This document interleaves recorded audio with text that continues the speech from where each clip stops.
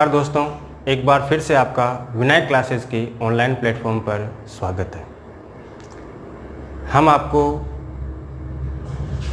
एक ही जगह इस प्लेटफॉर्म पर पूरा कंटेंट देने का प्रयास कर रहे हैं। हम भारत का इतिहास पढ़ रहे हैं और इस इतिहास में हमने पीछे जो कुछ भी पढ़ा है, मेरा आपसे निवेदन है कि वो तीनों वीडियो आप एक बार ज़रूर देखें और मेरा प्रयास रहेगा कि यहाँ पर आपको जो कुछ भी मटेरियल अवेलेबल करवाया जा रहा है उसके बाद आपको कहीं से भी इतिहास पढ़ने की आवश्यकता नहीं पड़ेगी, ऐसा मेरा विश्वास है।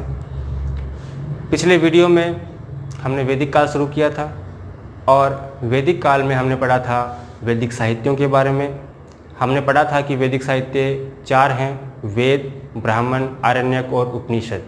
उसमें से हमने वेद और ब्राह्मण पढ़ लिए थे। हमने यजुर्वेद, ऋग्वेद, सामवेद और अथर्ववेद के बारे में पढ़ा था और इन चारों वेदों के हमने ब्राह्मण साहित्यों के बारे में पढ़ा।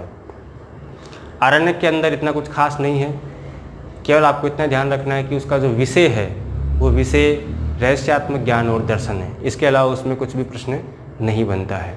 अब हम पढ़ते हैं उपनिषदों के बारे में। उपनिषद, सबसे पहले बात आती है कि उपनिषद का विषय क्या है, इसमें किस प्रकार की जानकारी हमें मिलती है। तो उपनिषद का जो विषय है वो भी आरण्यक की तरह ही है, रहस्यात्मक ज्ञान और दर्शन। अब बात ये आती है कि उपनिषद का मतलब क्या होता है। उपनिषद का जो शाब्दिक अर्थ है, उप का मतलब होता है आना और निषद का मतलब होता है बैठना, यानी गुरु के समीप बैठना और गुरु के समीप बैठ करके ज्ञान प्राप्त करना, ये उपनिषद का शाब्दिक अर्थ है। ठीक है। उपनिषदों की जो संख्या है वो है 108, लेकिन सारे उपनिषद प्रामाणिक नहीं हैं। इसमें से कुछ ही उपनिषद ऐसे हैं जो कि प्रामाणिक है और उनमें से कुछ के बारे में हम आज विस्तार से पढ़ेंगे। इसमें से 108 उपनिषदों में से 10 उपनिषद है, उनके ऊपर आदि गुरु शंकराचार्य ने टीका लिखी है। टीका का मतलब क्या होता है? टीका का मतलब होता है किसी भी साहित्य ग्रंथ आदि का या किसी पुस्तक का शॉर्ट जो फॉर्म होता है, उसका जो सारांश होता है, उसको हम बोलते हैं टीका। तो यहाँ पर शंकराचार्य ने 10 उपनिषदों के ऊपर टीका लिखी है। अब यहाँ पर एक और प्रश्न बनता है। पिछले वीडियो में हमने बात की थी वेद त्रयी के बारे में। वेद त्रयी या त्रयी क्या है?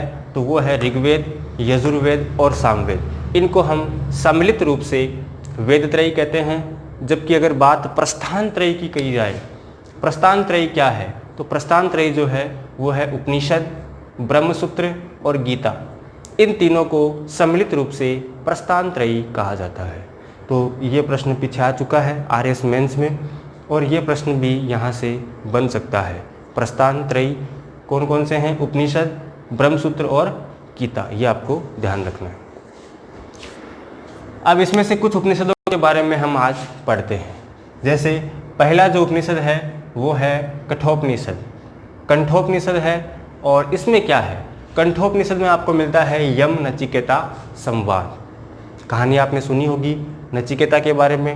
नचिकेता एक छोटा सा बालक है, इसके पिता राजा हैं और वो एक यज्ञ करते हैं। जब वो यज्ञ करते हैं तो नचिकेता उनसे कई प्रकार के प्रश्न पूछता है। इसके मन में कुछ जिज्ञासा होती है।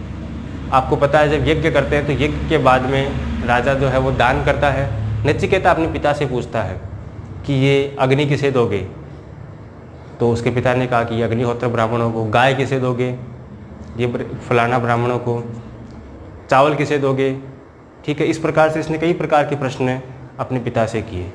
अंत में इसने पूछा कि मुझे किसे दान करोगे? इसके पिता को गुस्सा आ गया और उन्होंने कहा कि मैं तुझे दान करूँगा यम को, तुझे यमराज को दान करूँगा। अब चूंकि ये बात उन्होंने यज्ञ के स्थान पर की थी, इसलिए इस बात को सत्य होना पड़ा। नचिकेता को जीवित ही यमराज के पास जाना पड़ा। नचिकेता यमराज के पास जाता है और उस समय यमराज वहाँ पर उपस्थित नहीं होते हैं, वो कहीं बाहर होते हैं। नचिकेता उनका 3 दिन और 3 रात तक उनके गेट के बाहर वहाँ पर उसका इंतज़ार करते हैं। 3 दिन बाद जब यमराज आते हैं तो वो देखते हैं कि एक छोटा सा बच्चा है, वो मेरा वेट कर रहा है। यमराज उससे बहुत प्रश्न होता है और यमराज उनको बोलता है कि तू कोई भी 3 वर मेरे से मांग, मैं वो तुझे दूंगा। तो वहाँ पर नचिकेता जो है वो यमराज से 3 वर मांगता है और यहीं पर नचिकेता को जन्म और मृत्यु के बारे में ज्ञान प्राप्त होता है। तो ये जो संवाद है आपस में यम और नचिकेता के बीच का, ये संवाद हमें मिलता है कंठोपनिषद में। ध्यान रखना, सीधा प्रश्न आएगा कंठोपनिषद का विषय क्या है, या कंठोपनिषद से हमें किस बारे में जानकारी मिलती है? यम नचिकेता संवाद के बारे में। या इसका रिवर्स क्वेश्चन बन सकता है कि यम नचिकेता संवाद हमें कौन से उपनिषद में मिलेगा? तो वो मिलेगा हमें कंठोपनिषद में। सेकंड है इसका जाबाल उपनिषद। जाबाल उपनिषद में हमें 4 आश्रमों का उल्लेख मिलता है। प्राचीन भारतीय संस्कारों में 4 आश्रमों का उल्लेख है। 4 आश्रम कौन कौन से? इसमें पहला जो आश्रम है वो है ब्रह्मचर्य आश्रम, उसके बाद दूसरा जो आश्रम है वो है गृहस्थ आश्रम, फिर वानप्रस्थ आश्रम और चौथा है संन्यास आश्रम। 25-25 वर्ष के इस कालखंड को, पूरे 100 वर्ष के कालखंड को 25-25 के भागों में बांटा गया है। पहला जो 25 वर्ष है, 0 से 25 वर्ष, वो ब्रह्मचर्य आश्रम है, यानी उस समय उस नागरिक का, उस व्यक्ति का जो कर्तव्य होता है वो केवल और केवल शिक्षा प्राप्त करना होता है। उसके बाद सेकंड जो 25 से 50 वर्ष का जो कालखंड है, उस आश्रम को कहते हैं गृहस्थ आश्रम, यानी उसमें व्यक्ति को विवाह करना, अपने परिवार या वंश को आगे बढ़ाना और उसकी जिम्मेदारियों का निर्वहन करना। 50 वर्ष के बाद में व्यक्ति को वन की ओर गमन कर जाना चाहिए, यानी वन की ओर चला जाना चाहिए और संसारिक मोह माया को त्याग करके उसको भिक्षा के द्वारा अपना जीवन यापन करना चाहिए।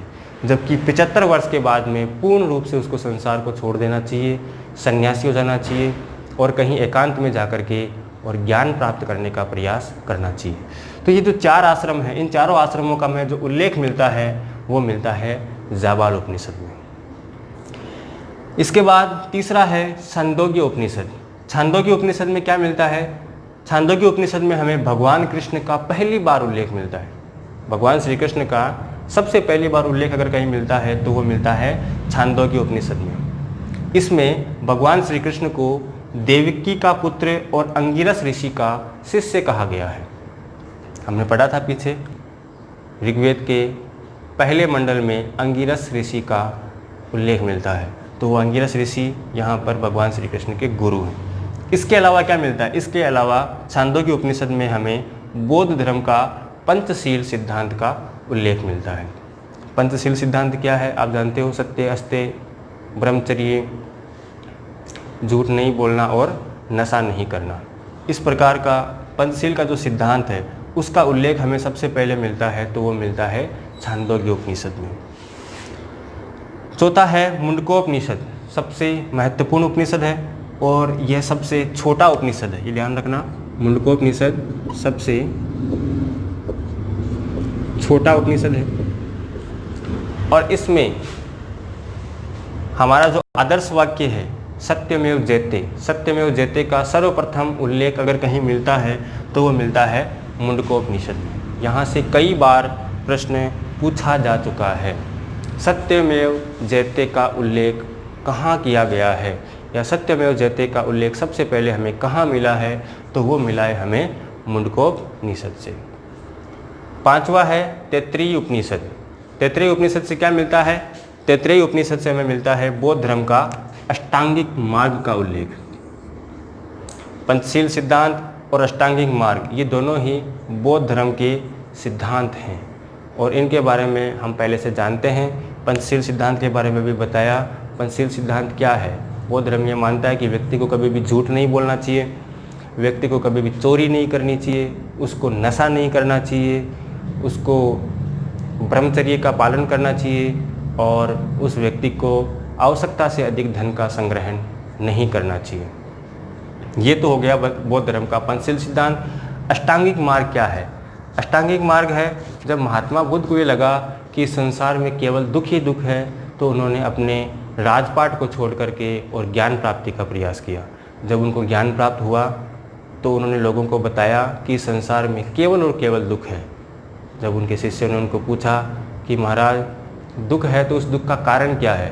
तो उन्होंने दुख का कारण बताया व्यक्ति की तृष्णा, उसका मोह, उसका लोभ ही या उसका जो प्रेम है वही उसके दुख का सबसे बड़ा कारण है। तो उनके शिष्यों ने पूछा कि महाराज क्या इस दुख के निवारण का कोई उपाय है? तो महात्मा बुद्ध ने दुखों के निवारण का जो उपाय बताया है वो उपाय है अष्टांगिक मार्ग। यानी महात्मा बुद्ध ने ऐसे 8 रास्ते बताए हैं जिनका पालन करने पर व्यक्ति को दुख से बाहर आने में सहायता मिलती है। वो 8 मार्ग कौन कौन से हैं? वो है यम, नियम, आसन, प्राणायाम, प्रत्याहार, धारणा, ध्यान और समाधि। यम, नियम, आसन, प्राणायाम, प्रत्याहार, धारणा, ध्यान और समाधि, यानी इन 8 रास्तों पर चलकर व्यक्ति दुख से बाहर आ सकता है। तो ये अष्टांगिक मार्ग का जो हमें उल्लेख मिलता है वो मिलता है हमें तैत्तिरीय उपनिषद में। छठा है वृहदारण्यक उपनिषद। ये सबसे बड़ा उपनिषद है, सबसे बड़ा उपनिषद है और इस उपनिषद के अंदर हमें गार्गी और याज्ञवल्क्य का संवाद मिलता है। गार्गी ऋग्वैदिक काल की एक विदुषी महिला थी और याज्ञवल्क्य उस समय के सबसे अधिक ज्ञानी व्यक्ति थे। राजा जनक के दरबार में जब जनक ने एक दरबार लगाया कि इस मेरे राज्य के अंदर सबसे ज्ञानी व्यक्ति कौन है, अगर कोई व्यक्ति ये सिद्ध कर दे कि वो सबसे ज्ञानी है तो मैं उसे 1000 रत्न जड़ित गायें उपहार करूँगा। तो यहाँ पर उस भारतवर्ष के सभी राजा महाराजा ज्ञानी महात्मा सब उपस्थित हुए और वहाँ पर जब संवाद हुआ तो चूँकि सबसे पहले याज्ञवल्क्य उस समय के बहुत बड़े ज्ञानी थे, उन्होंने स्वयं ही घोषणा कर दी कि मैं ही आपको पता है कि संसार का वर्तमान समय का सबसे ज्ञानी व्यक्ति हूँ। तो उस समय दरबार में जितने भी लोग उपस्थित थे उन्होंने इसका विरोध नहीं किया। विरोध अगर किसी ने किया तो वो किया था गार्गी नामक महिला ने सबसे पहले, यानी गार्गी उस सभा में उपस्थित थी। इसका मतलब ये है कि वैदिक काल के अंदर महिलाओं को सभा में पुरुषों के मध्य बैठने का अधिकार था। ये अपने आप में एक बहुत बड़ी बात है। गार्गी ने इस बात का विरोध किया कि बिना संवाद के आप स्वयं को ज्ञानी साबित नहीं कर सकते। तो इस समय फिर याज्ञवल्क्य और गार्गी के मध्य संवाद होता है। इस संवाद का उल्लेख अगर हमें कहीं मिलता है तो वो है वृहदारण्यक उपनिषद के अंदर। सीधा प्रश्न है, गार्गी याज्ञवल्क्य संवाद कौन से उपनिषद में मिलता है? तो वो मिलता है वृहदारण्यक उपनिषद। और ये उपनिषद सबसे बड़ा उपनिषद है। सबसे छोटा उपनिषद है वो है मुंडकोपनिषद। तो ये हमने पढ़ा उपनिषदों के बारे में। उपनिषद के बारे में अब हम पढ़ते हैं वेदांग साहित्य के बारे में। वेदांग साहित्य क्या है? वेदांग साहित्य वास्तव में वैदिक साहित्यों को समझने के लिए लिखा गया था। वेदांग साहित्य वैदिक साहित्यों को समझने के लिए वेदांग साहित्यों की रचना की गई। ठीक है, इनकी संख्या है 6। कौन कौन से हैं? शिक्षा, ज्योतिष, छंद, व्याकरण, निरुक्त और कल्प। ये 6 वेदांग साहित्य हैं। उन वेदांग साहित्यों की सहायता से वैदिक साहित्यों को हम समझने का प्रयत्न करते हैं। ठीक है, उपनिषद और वेदांग के बारे में अब हम पढ़ेंगे पुराण के बारे में। इनके बारे में वेदांग, उपनिषद, इन सब के बारे में हमें केवल एग्ज़ाम बेस्ड क्वेश्चन ही पढ़ने हैं। जो चीज़ें एग्ज़ाम में पूछनी है या पूछी जा सकती है उन्हीं चीज़ों को हम यहाँ पे पढ़ेंगे। पुराण के बारे में हम पढ़ते हैं तो पुराणों की रचना सबसे पहले किसने की थी? पुराणों की रचना की थी लोमहर्ष और उग्रसर्वा ने। लोमहर्ष और उग्रसर्वा नाम के 2 ऋषि थे। इन ऋषि मुनियों ने पुराणों की रचना की। इसका शाब्दिक अर्थ क्या है? पुराण का मतलब क्या होता है? पुराण का मतलब होता है प्राचीन आख्यान। आख्यान का मतलब घटना, यानी प्राचीन काल में जो घटनाएं घटित हुई उन घटनाओं को एक साहित्य के माध्यम से, एक पुस्तक के माध्यम से इन्होंने लोमहर्ष और उग्रसर्वा ने इसकी रचना की, जिसको हम कहते हैं पुराण। ठीक है, तो एग्ज़ाम में अगर इनमें से कई प्रश्न आता है तो बिल्कुल सीधा सीधा प्रश्न आता है कि पुराण की रचना किसने की, या फिर पुराण का शाब्दिक अर्थ है, या फिर पुराण कितने हैं। पुराणों की अगर संख्या पूछी जाए तो पुराण है 18। अब इसमें से भी कुछ महत्वपूर्ण पुराणों के बारे में पढ़ते हैं जहाँ से प्रश्न बन सकते हैं। जैसे सबसे पहले और सबसे अधिक बार जहाँ से प्रश्न प्रतियोगी परीक्षाओं में पीछे पूछा जा चुका है वो है मत्स्य पुराण। सीधा प्रश्न आता है सबसे प्राचीनतम पुराण कौन सा है, तो सबसे प्राचीनतम पुराण कौन सा है, मत्स्य पुराण। मत्स्य पुराण की रचना जो हुई है वो हुई है शुंग और सातवाहन काल में, और इससे शुंग और सातवाहन काल के जो शासक होते थे उन शासकों के बारे में हमें जानकारी मिलती है। तो प्रश्न बन सकता है कि शुंग और सातवाहन शासकों के बारे में जानकारी हमें कौन से पुराण से मिलती है, तो वो हमें मिलती है मत्स्य पुराण। जबकि मौर्य शासकों की हमें कहीं से जानकारी मिलती है तो वो मिलती है हमें विष्णु पुराण से। विष्णु पुराण से हमें मौर्य शासकों के बारे में जानकारी मिलती है, जबकि इसके अलावा विष्णु पुराण से हमें भारत देश की जानकारी मिलती है। यानी सबसे पहले विष्णु पुराण के अंदर ही भारत देश, भारत नाम का एक देश है, इसके बारे में उल्लेख किया गया है। ठीक है, इसके अलावा गुप्त शासकों की हमें जानकारी मिलती है तो मिलती है हमें वायु पुराण से। तो बिल्कुल छोटी छोटी बातें आपको इसमें ध्यान रखनी है कि कौन से पुराण से हमें किस प्रकार के या किस काल के शासकों के बारे में हमें जानकारी प्राप्त होती है, वो चीज़ ध्यान रखना है। मत्स्य पुराण से हमें शुंग और सातवाहन शासकों की, विष्णु पुराण से हमें मौर्य शासकों की, जबकि वायु पुराण से हमें गुप्त शासकों के बारे में जानकारी प्राप्त होती है। ठीक है, ज़रा डिटेल में हमें इसमें नहीं पढ़ना है। इसी प्रकार हमें स्मृति साहित्य के अंदर सबसे पहले है मनुस्मृति, और मनुस्मृति से प्रश्न कई बार पूछा गया है। वही प्रश्न जो कि हमें पुराण में पूछते हैं कि सबसे प्राचीनतम पुराण की बात की जाए तो वो है यहाँ पर मत्स्य पुराण। जबकि अगर स्मृति की बात की जाए कि सबसे प्राचीन स्मृति कौन सी है, तो सबसे प्राचीनतम जो स्मृति है वो है मनुस्मृति। मनुस्मृति की रचना भी शुंग और सातवाहन काल में हुई है। यानी मत्स्य पुराण और मनुस्मृति दोनों की रचना एक ही काल में हुई है, वो है शुंग और सातवाहन काल। यानी दोनों से ही हमें शुंग और सातवाहन शासकों के बारे में जानकारी प्राप्त होती है। अब मनुस्मृति की एक टीका है जो कि बहुत फेमस है, वो है मेघातिथि। ये ध्यान रखना, मनुस्मृति की जो टीका है वो है मेघातिथि। टीका के बारे में बताया, किसी भी पुस्तक, साहित्य या ग्रंथ का छोटा जो रूप होता है उसको हम टीका बोलते हैं, और इसका जो टीकाकार है जिसने टीका लिखी है उसका नाम है भारूची। टीका का नाम तो है मेघातिथि, जबकि टीकाकार है वो है भारूची। इसके अलावा एक स्मृति है नारद स्मृति। इससे हमें दासों की मुक्ति का उल्लेख मिलता है। दासों की मुक्ति का उल्लेख हमें कहाँ से मिलता है, तो वो मिलता है नारद स्मृति से। ठीक है, जबकि शुल्ब सूत्र ये भी एक स्मृति है। इसमें क्या है, इसमें यज्ञ की वेदिकाओं को नापने के बारे में जानकारी मिलती है।